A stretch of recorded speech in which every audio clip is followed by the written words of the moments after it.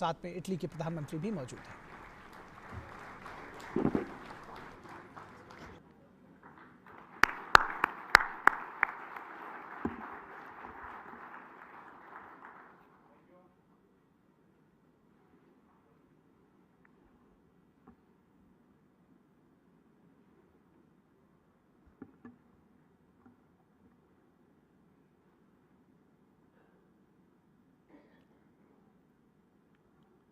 Honorable Prime Minister of India, Shri Narendra Modi ji, the President of the Council of Ministers of Italy, Her Excellency Giorgia Meloni, Foreign Minister of India, Dr. Jaishankar, Ambassador Vinay Quatra, esteemed leaders, Excellencies and distinguished guests, a very, very warm welcome to the 8th Raisina Dialogue. This edition of the dialogue is special. It is the first dialogue in India's Amrit Kal, or Golden Age, an epoch marking the 25 years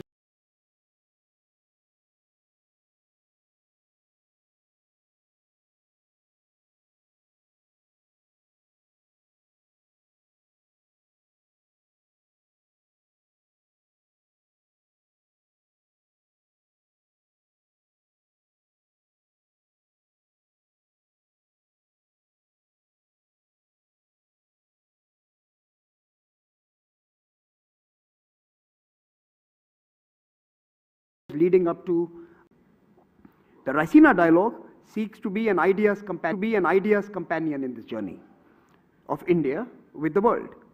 There is a packed agenda for the dialogue in the days ahead that allows us to engage with new voices, new thoughts and new ideas that are pivotal to the world's future because their choices have cascading regional and global consequences. The failures of the G20 will hurt the world, and their successes will lift us all.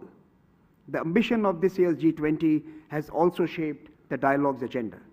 From debating the need for reforms in multilateralism to encouraging lifestyle changes to mitigate the climate crisis, the Raisina Dialogue aims to support India's G20 priorities.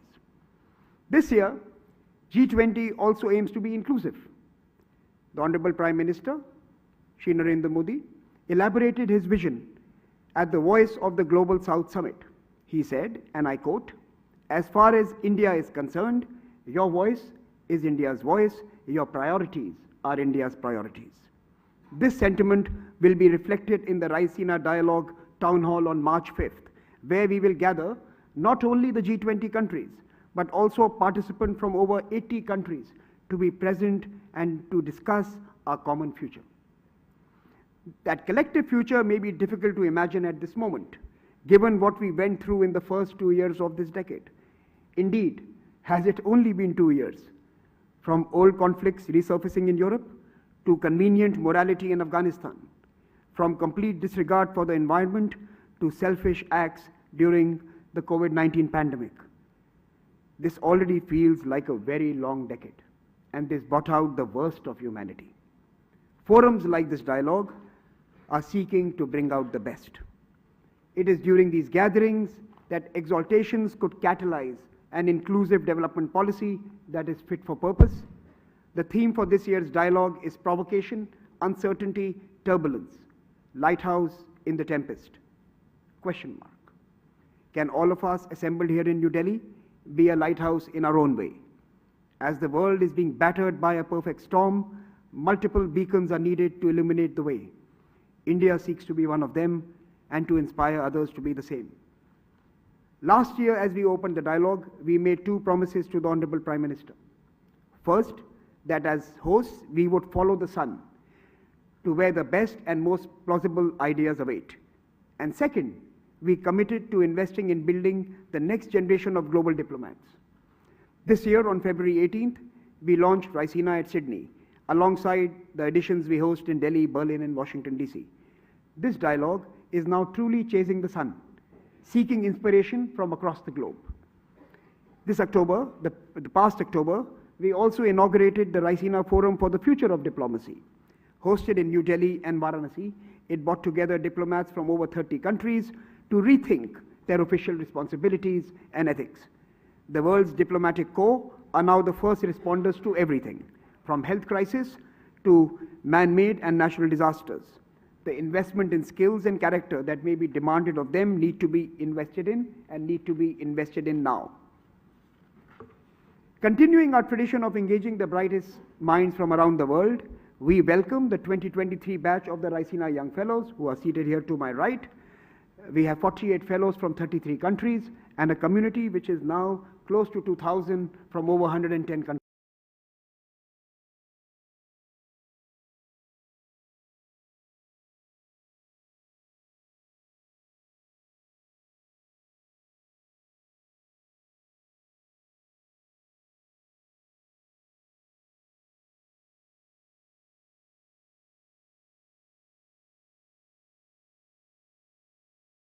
Perhaps that is the only way. Welcome once again, and let the conversations begin. I thank you for gathering here.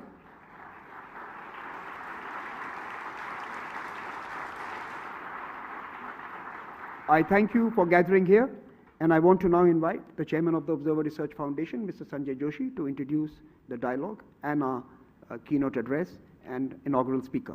Mr. Sanjay Joshi, the mic is yours.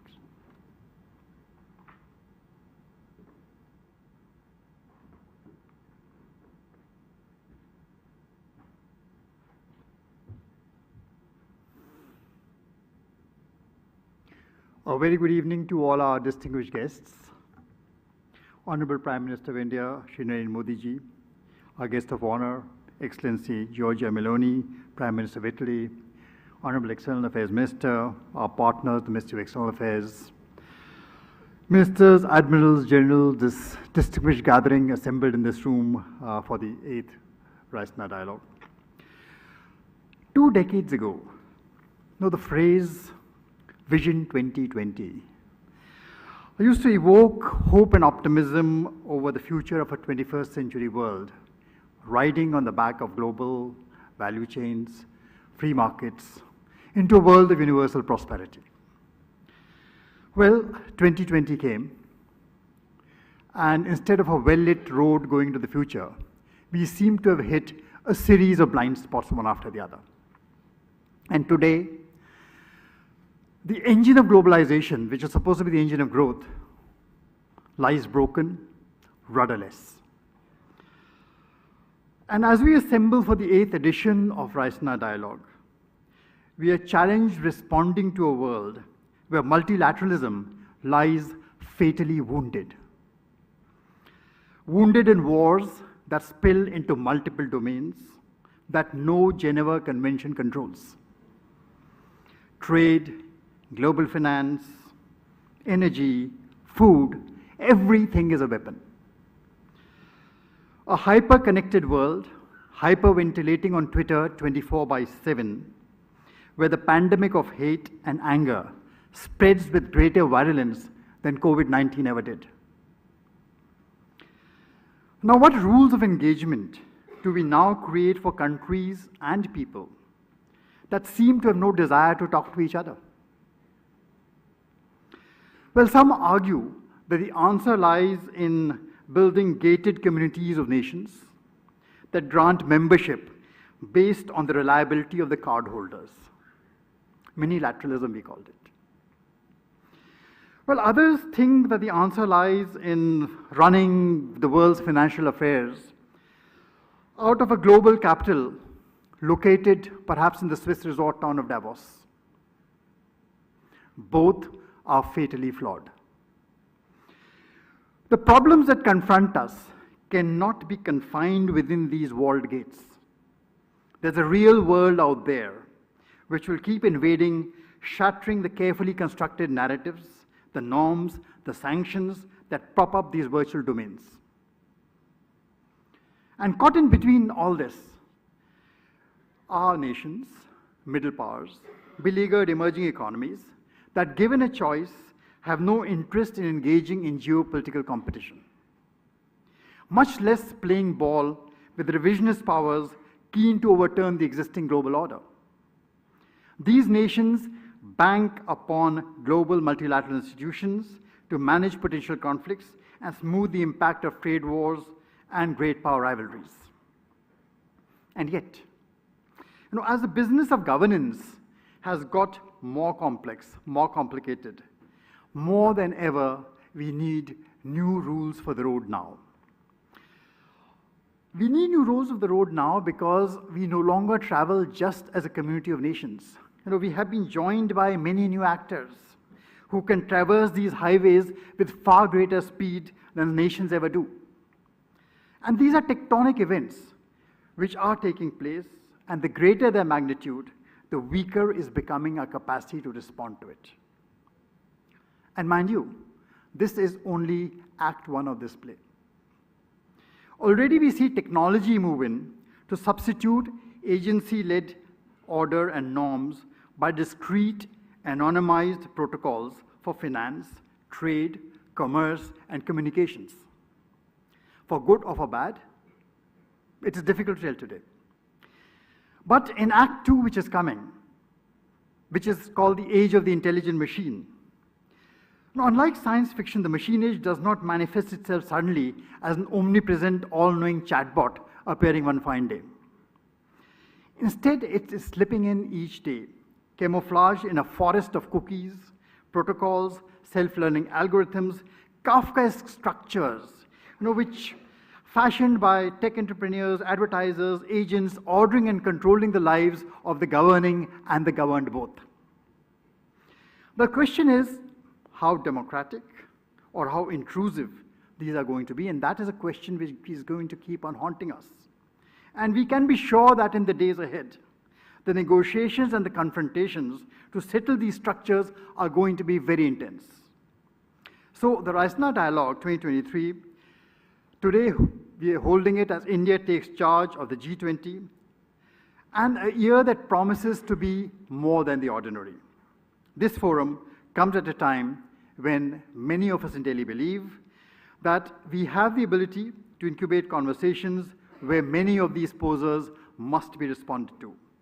Our hope is that the Raisina Dialogue becomes one of the most influential of these platforms during India's presidency, a forum where each one of us in these troubled, tempestuous times contributes to the quest for answers and becomes part of the lighthouse that guides the ship back safely to shore. Thank you. And with that, I would like to invite Her Excellency Giorgia Meloni to deliver a keynote address. Over to you, ma'am.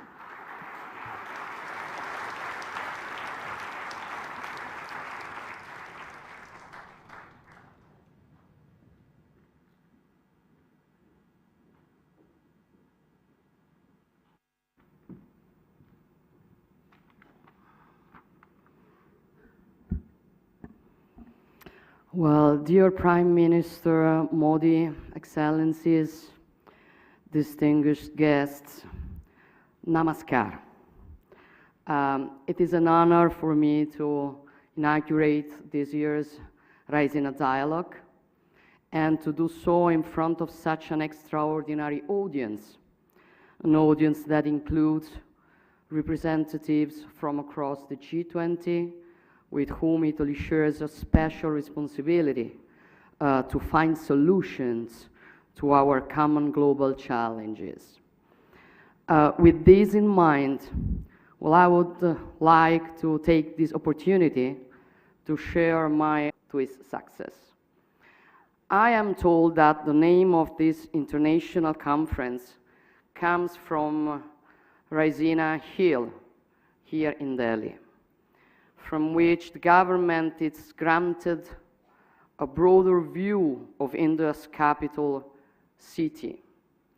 In troubled times like today, this is, I think, a fitting metaphor of the vision that we as leaders, thinkers, civil servants need to adopt. It reminds me of the Palatino, the Campidoglio, and the other hills on which our ancestors founded ancient Rome more than 2,000 years ago, from which an extensive network of roads connected different provinces, leading from the center of the Italian peninsula to very diverse cultures. And I think that it is also the way we need of doing politics today. When I was running for the electoral campaign, I said that I didn't want to climb the institutions to gain power. I wanted to climb the institution, for it is the only way that you can have a better view of what is happening and give best solutions. And that is exactly what I see today. As we look at events around us, our identity shapes our field of vision, both as individuals and as nations. Identity is shaped deeply by geography, and at the same time, our thoughts could be shaped by provocation. Here I would like to try to interpret in a positive way the very interesting question posed by the organizers of this conference. And I will start from the word provocation, which could certainly be considered as an affront to our sensitivities, but also as a spur to think in a different way. A challenge to accept the challenges of uncertainty and turbulence.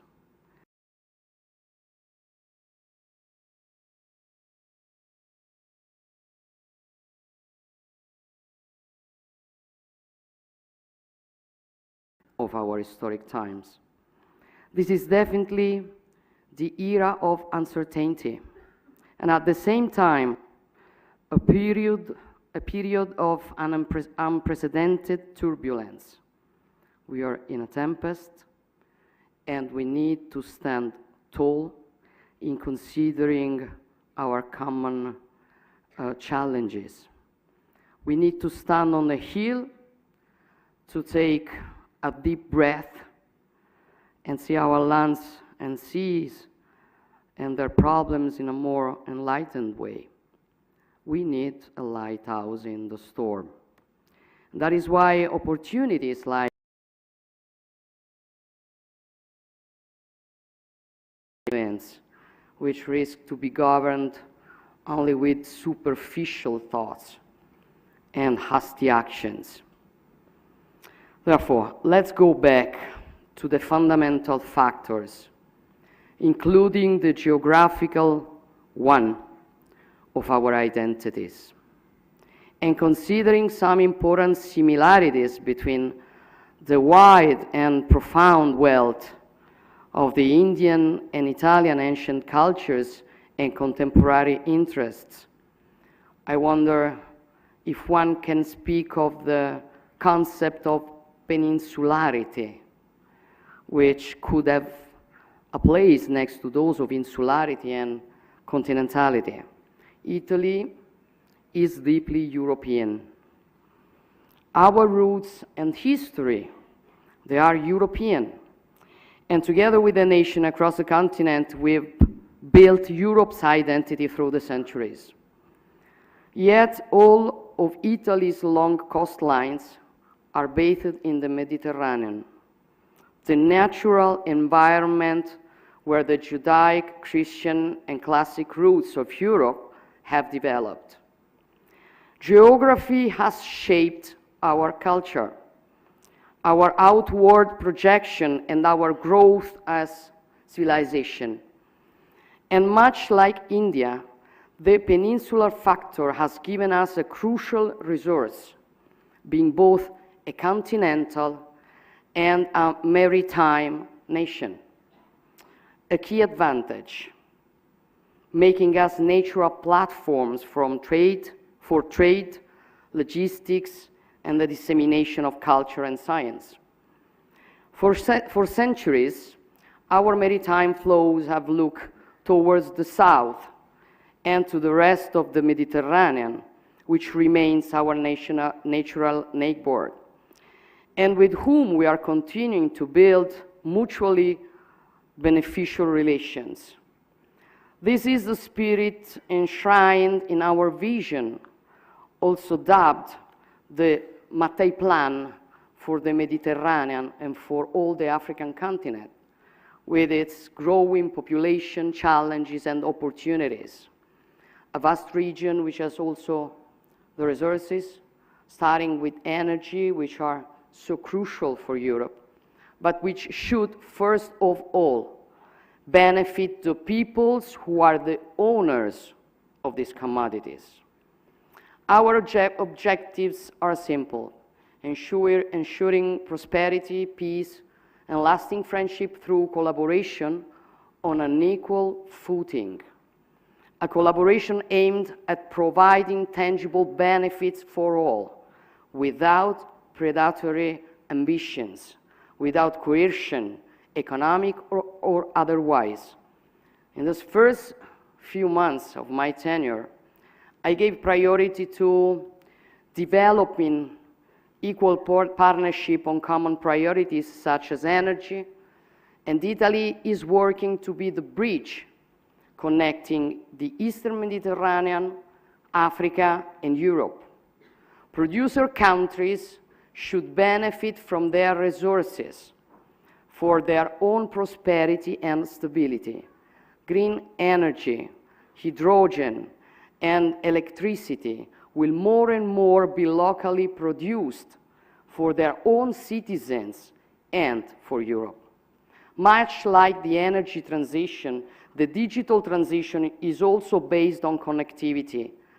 Data are the energy of our digital societies, and they will flow from India to Europe across the Mediterranean and Italy. The Blue Raman project will link the Indo-Pacific to our European economies. In the past, the Alps at our north protected Italy, but they were also the area of connection to the rest of Europe. Likewise, the Mediterranean Sea was for centuries a sort of blind alley, the extreme appendix of the Atlantic Ocean. Human progress and ingenuity, however, made the impossible possible: a change in geography, a passage from the Mediterranean to the Indo-Pacific through the Suez Canal.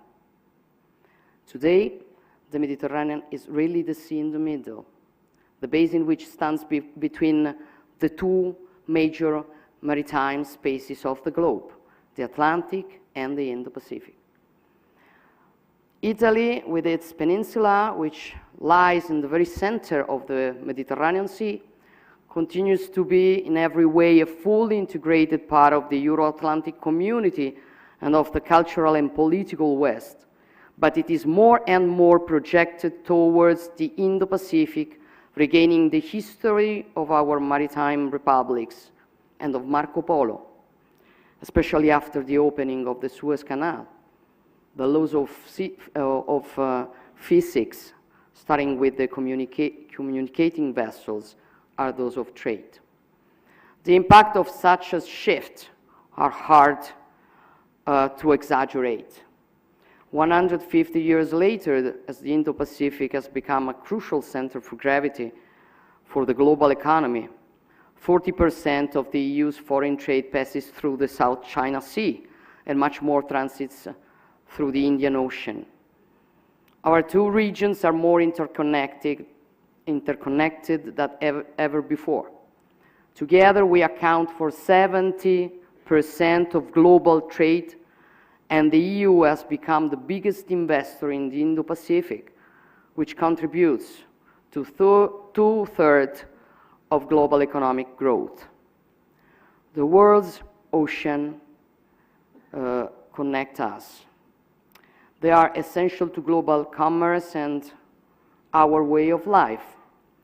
Today, shipping makes up 90% of all international trade, and freedom of navigation is crucial for our economies. Global interconnection has enabled our economies to cooperate and flourish, but it comes at a cost, especially in times of, and it is something we need to keep in mind as we move forward. This implies a new approach on how we work together. We need to see the world through progressive lens, to focus with the same level of attention on both long and short-term dynamics. We face a war of aggression which brings us back to the tragedies of the 20th century, but at the same time we need to have the necessary vision to be prepared for the challenges of the 21st century. The COVID-19 pandemic shook the foundation of international trade and mobility, exposed profound weaknesses in the resilience of global supply chains and in globalization as we knew it. They said we could solve every problem with free trade. We were going to have democracy and richness for everybody. It wasn't like that. And we have to face what we were wrong in. As we worked to overcome these challenges, recover from the pandemic's devastating impact, and restore global trade flows, the Russian war of aggression against Ukraine disrupt global energy prices, endangered food security, and sent waves of inflation across the world to the detriment of the most vulnerable, especially in the global south. And it also put at risk global stability, peace, security, which depend on a predictable, rule-based international order. Just 1 year ago, we were poised to face the challenges of the 21st century, which were eradicating poverty, addressing climate change, managing the impacts of digitalization on information flows and on daily life in our societies, handling the advent of new technologies such as quantum computing and artificial intelligence. However, the events of February 24th last year brought us back to the wars of 20th century. I was in Kyiv last week. I witnessed the hard reality on the ground. I felt the strength of the Ukrainians' national spirit among the destruction. The war is a war in Europe, distant geographically from many other parts of the world, which in many cases are facing their own hardships closer at hand. This should not, however, overshadow the relevance of what is at stake.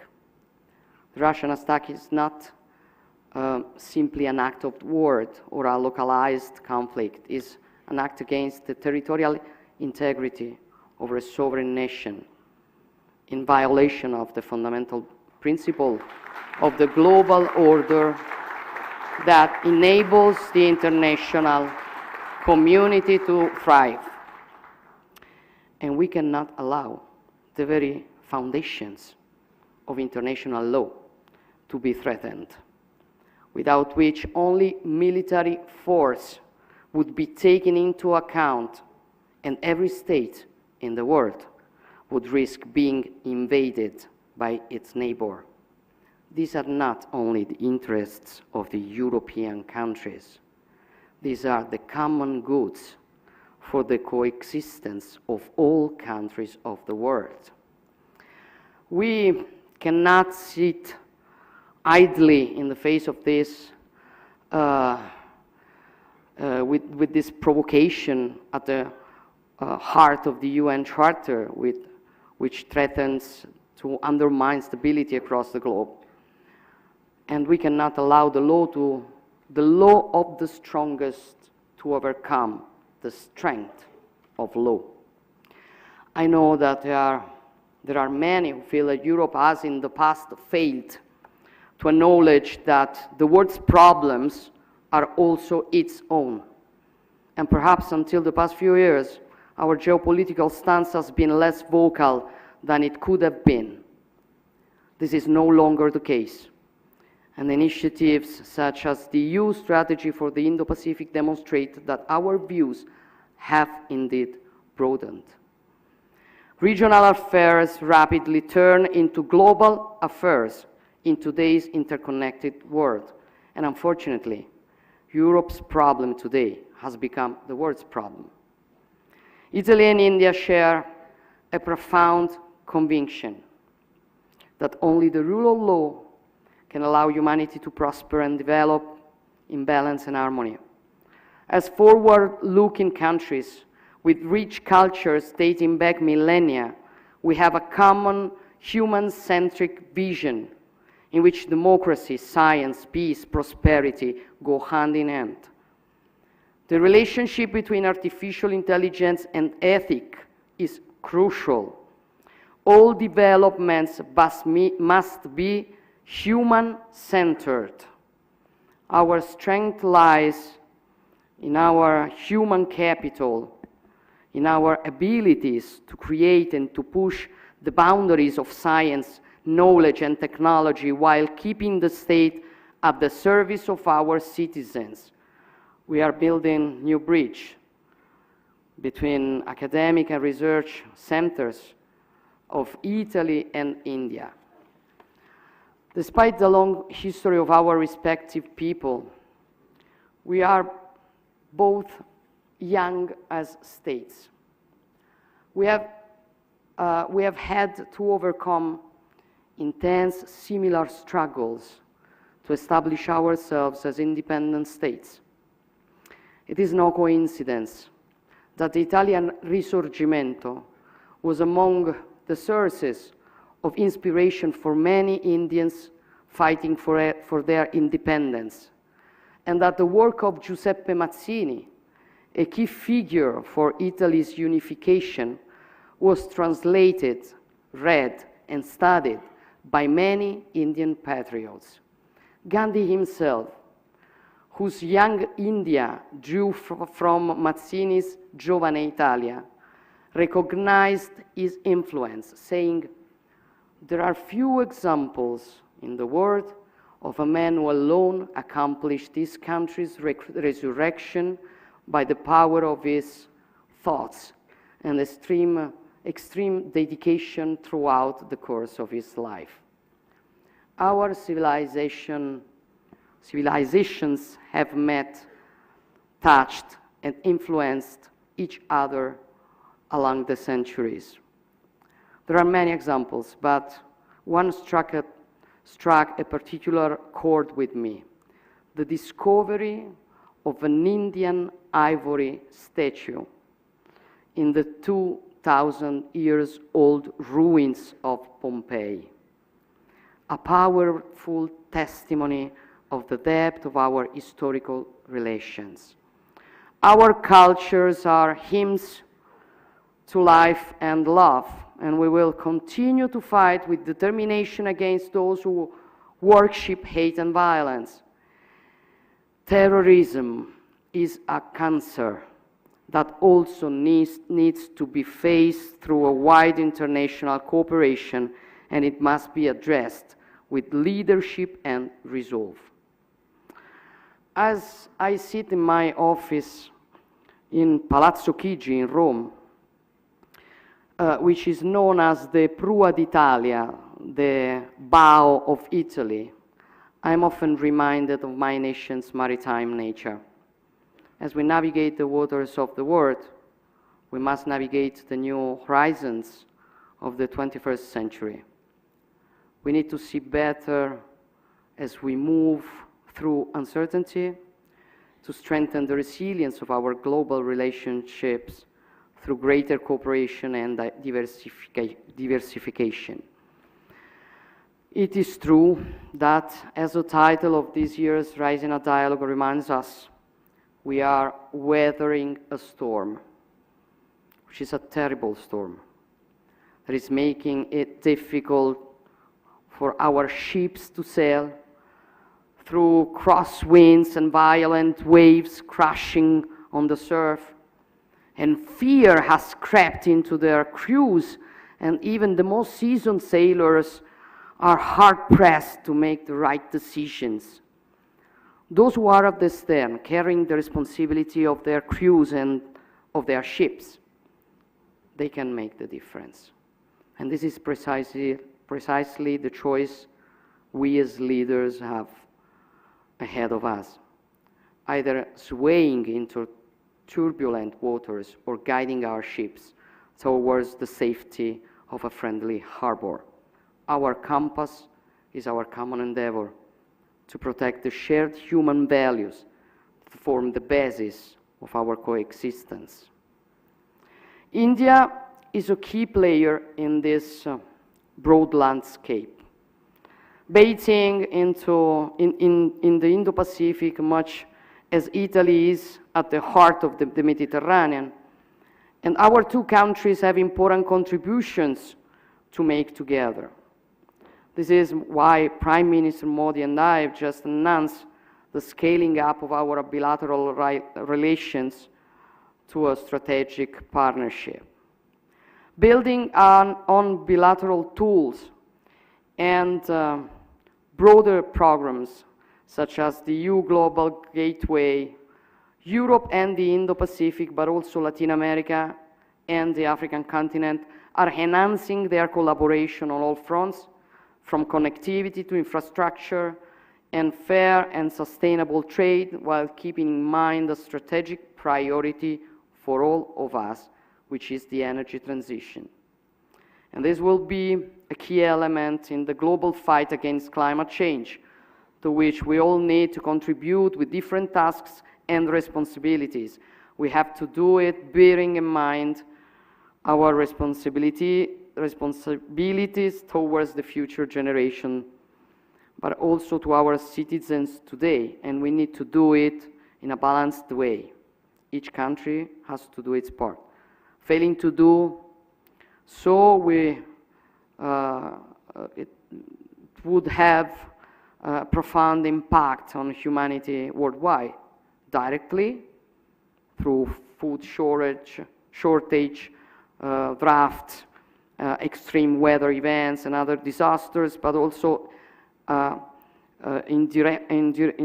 indirectly through new conflicts arising from climate-induced migrations and transboundary disputes over scarce resources.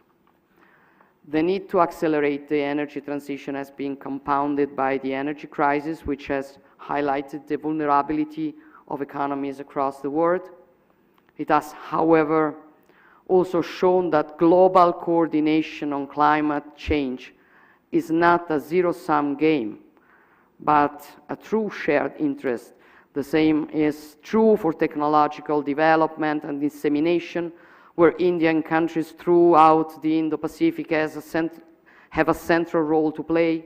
Hydrogen, circularity, and the twin transition will determine our success, and it requires a functioning international order.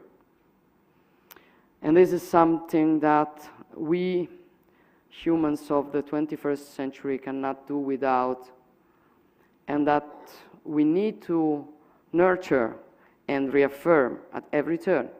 The governance of multilateral organization must be updated, but the cornerstones of multilateralism cannot be put in question, as they are also the cornerstones of peace and freedom.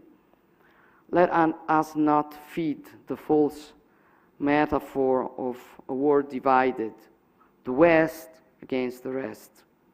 The unshakable unity in the face of the growing threat to international peace and stability goes well beyond the Western interest. It is a common interest. And this is, I believe, a key message that could emerge from the Indian G20 presidency, as well as from the Raisina Dialogue.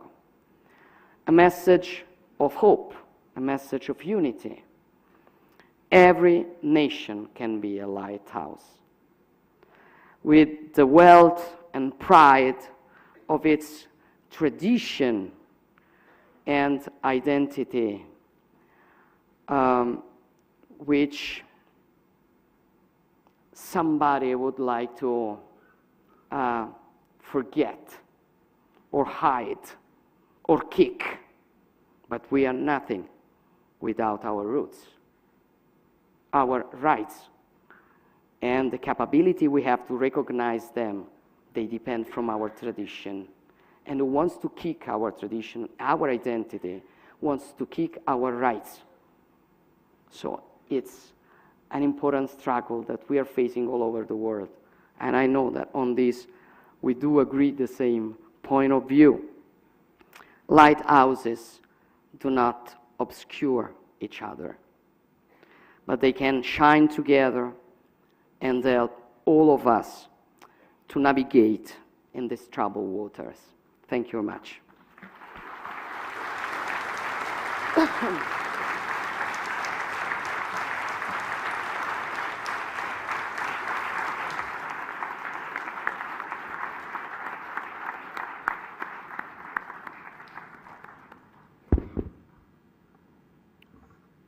Thank you for that inspirational speech. May I now request the Indian External Affairs Minister, Dr. S. Jaishankar, to propose a vote of thanks.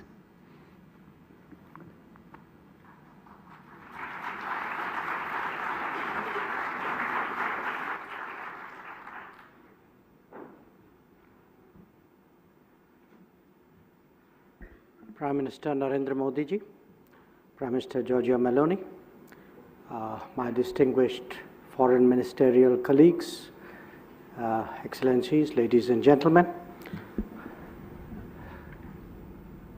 I think you have heard both from the keynote speaker and the two speakers before her about the state of the world. And that state of the world is captured obviously by the theme of this conference. But it's up to each one of us to see whether we put the focus on the tempest or the lighthouse. I think a lot of us, certainly in India, we can see the lighthouse shine quite brightly. We believe that for all the challenges in the world, there is the leadership, there is a vision, there are solutions, and much of that today forms the agenda of the G20. So it's my honor today to propose a vote of thanks. I particularly thank Prime Minister Meloni for joining us this evening. I thank the Prime Minister, Narendra Modi ji, for keeping his word year after year of being here. And to all of you, I wish you a very, very productive conference over the next few days. Thank you very much.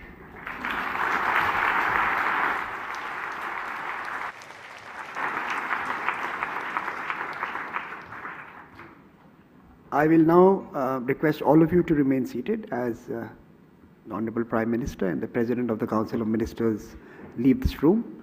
I will also request orderly exit from this room thereafter, but first let our VIPs and chief guests leave the room.